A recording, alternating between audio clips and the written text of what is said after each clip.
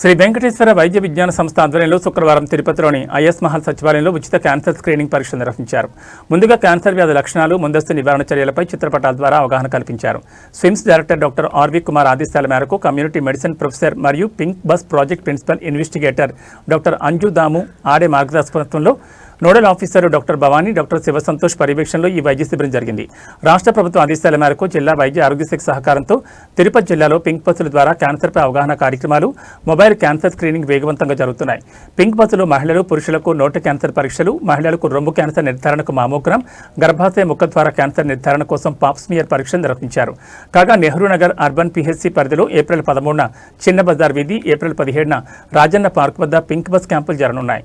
ఈ కార్యక్రమంలో Nehru Nagar urban PHC medical officer doctor Swetha, pink bus medical officer doctor Padmavathi, doctor Haritha, doctor Lavanya, ఏఎన్ఎంలు సంపూర్ణ, మణెమ్మ, స్థానిక నాయకులు తలారి బాలయ్య, సికే రేవతి, సికే రవి, ఆశా కార్యకర్తలు పాల్గొన్నారు.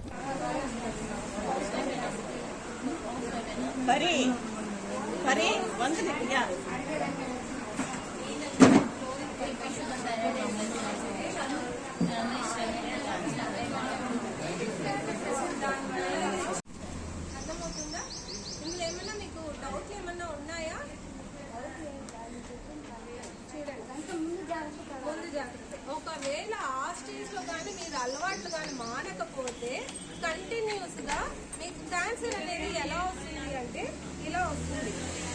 అర్థమవుతుందా? ఈ నాలుక చివరి భాగంలో ఇలా వస్తాయండి. ఈ స్టేజ్ వరకు రాకూడదు.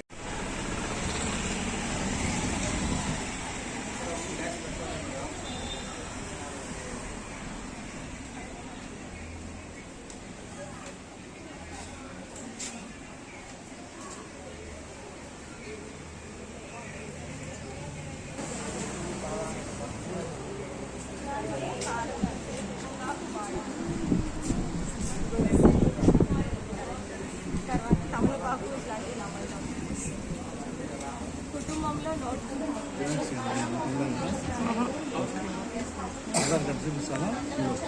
తీసే సైడ్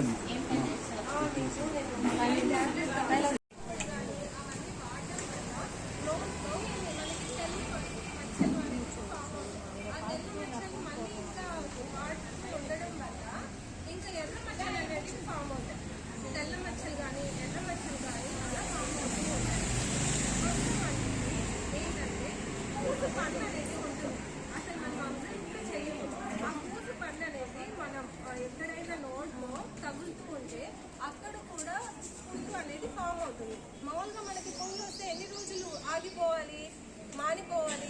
10 రోజుల్లో మానిపోవాలి. అలా కాకుండా నెలల తరబడి ఆరని పుండ్లు గాన నోట్లో గాన ఉంది అంటే అది ఖచ్చితంగా ఈ దగ్గరలో ఉన్న ఆశా వాళ్ళు కానీ హాస్పిటల్లో కానీ చూపించాలన్నమాట.